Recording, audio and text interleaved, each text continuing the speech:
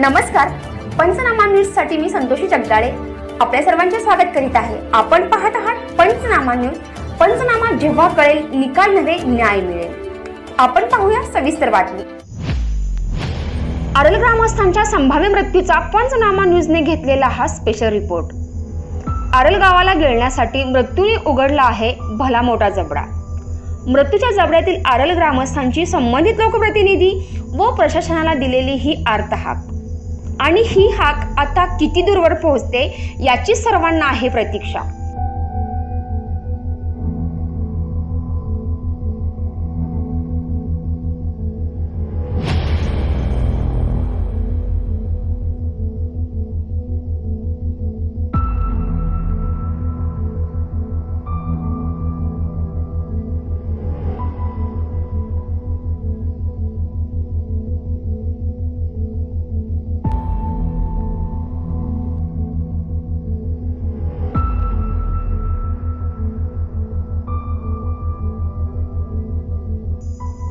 एकीकडे जलप्रकोप आणि भूस्खलनामुळे आजी माजी लोकप्रतिनिधी आणि प्रशासकीय यंत्रणा यांना कर्तव्य दक्षतेत चालू असणारी तारेवरची कसरत करावी लागत असताना सुद्धा पीडितांच्या रोषाला सामोरे जावेच लागत आहे।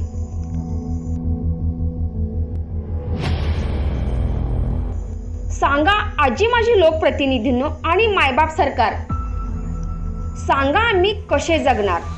दळणवळण मार्गबंदीमुळे अन्न पाण्या वाचून चालू आहे उपासमार। कोणत्याही क्षणी पाण्यात वाहून गेलो तरी मरणार, त्यातून वाचलोच तर दरड घासवून मरणार। आणि जर आपण वेळेत दखल नाहीच घेतली तर मरण आमचे नाही टळणार।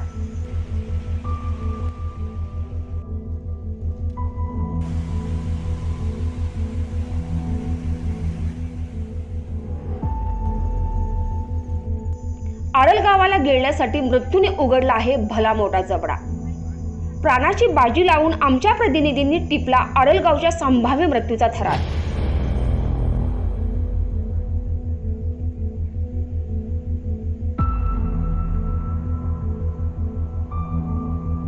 गावासारखा वनवास नाही। 160 गावाला आम्हाला लई वनवास दिला, लई वनवास दिला ना, तर आम्हाला एक द्या, एक देऊन जा, आमच्या गावाचा सपाट होऊ द्या, सपाट होऊ द्या गावाच्या आमच्या। काय परमेश्वरा, पोरा बाळाने कुठं जायचं, कुठं जायचं पोरा बाळाने? आम्हाला वनवास लई दिला, कुणाचा वनवास नाही। माझ्या पोरा बाळांचा वनवास झालाय, खायला मिळेना, च्या पाणी मिळेना, वाट रस्ता बंद झाला। आता कुठल्या देवाला जाऊ, आता कुठल्या मुलकाला शोधू? माझी पोरं बाळ रडते बाबा, का सांगू तुला रे राजे? आम्हाला पूर्ण रसी करा, माझी पोरं कुठेतरी उचलून कुठल्या मुलकाला न्या। मरायच्या आधी तर इथे एका जागेवर बसून पाणी मिळेना, वाहन मिळेना, च्या मिळेना। आता कुठल्या मुलकाला जाऊ बाबा? माझी पोरं बाळ माझ्या सभोवतं नाही तर डोंगर रासाळलं, पूल पडलं। आता हे कुठल्या रे राजा मुलकाला जाऊ? अरे का आम्हाला कुणी बघिना, आता का करू? आजी माजी लोकप्रतिनिधींच्या दुर्लक्षामुळे आरलगावच्या दुर्घटनेकडे प्रशासनाचा कानाडोळाच। रहिवासी आहे, माझं नाव धोंडराम दगडू पवार आहे। आज या ठिकाणी मोठा प्रसंग झालाय, तरी पण कोण इथं प्रशासन किंवा अधिकारी येत नाही। जसं तुम्ही इलेक्शनसाठी इथं आमच्यासाठी धावपळ करता आणि मतं मागता लोकांच्या पाशी, तशी आम्हाला भेट तरी द्यायला पाहिजे तुम्ही। हे आता आमची लहान लहान पोरं किंवा गावातली महान म्हातारी माणसं आजारी पडली तर या पुलावनं नेणार कसं आणि आम्ही जाणार कसं? तुम्ही लक्ष द्या ना आमच्याकडे। आज तुम्ही जसं हक्काने येता की आम्हाला इलेक्शन द्या, आम्हाला वोट द्या, पण आम्ही वोट टाकतो पण आमचं मत तुम्ही जाणत नाही। आम्ही शेतकरी माणसं आहे, शेताची काय कशात करायला लागती ते तुम्हाला माहित नाही अजून नेत्या लोकांना। प्रशासनाने धावपळ केली पाहिजे, कुठेही डोंगर पडू द्या, पण तुम्ही त्या लोकांची गाठ भेट घ्या। इलेक्शन कसं धावत तुम्ही येता? कोणी आले नाही।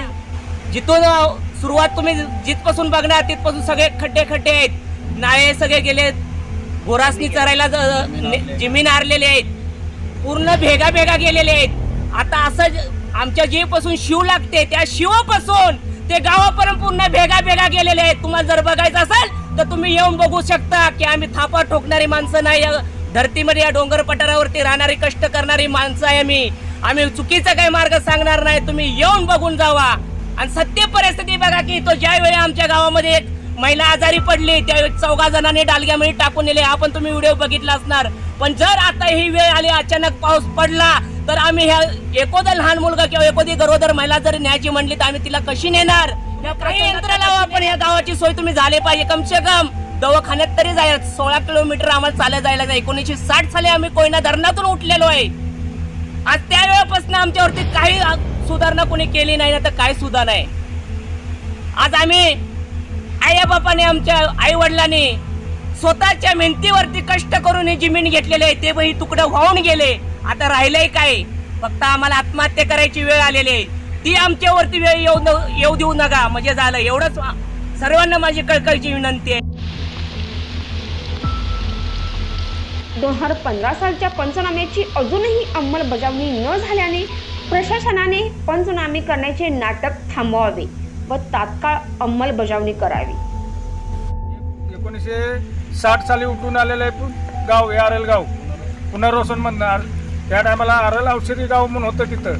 त्या ठिकाणी तिथून उठून इथं येऊन राहिले तरी स्वतःच्या पैशाने जागा घेऊन राहिलेले आहेत. तर आमचं हे पुनर्वसन ह्या दोन्ही गावठांचं एक ठिकाणी कुठंतरी झालं पाहिजे, चांगल्या ठिकाणी.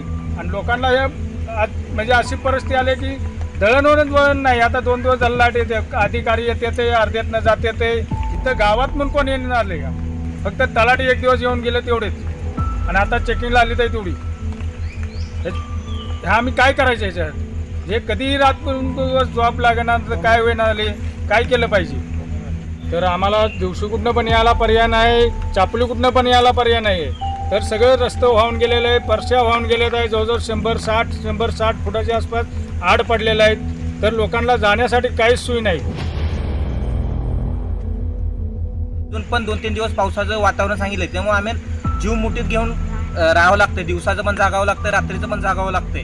तर आम्ही काय करायचं? आमचं कोणत्या तरी चांगल्या ठिकाणी पुनर्वसन हे केलं पाहिजे सरकार. नाही तर माळीण किंवा अजून महाडमध्ये जी गळग्यामध्ये आंबेघर झालं, मिरगाव झालं, डोकाव वर सरकून बाजे, जसं ह्या गावांची परिस्थिती झाली तशी आमच्या आरल गावाची परिस्थिती होऊ नये म्हणून आम्ही वेळेनं अधिकाऱ्यांना किंवा प्रशासनाला सांगत आहे की आमचं कुठेतरी चांगल्या ठिकाणी जेवढं लवकर करण्याचा प्रयत्न होईल तेवढं त्यांनी लवकर प्रयत्न पुनर्वसन करावं. आमचं ही सर्व ग्रामस्थांची आमची मागणी आहे सरकारकडे.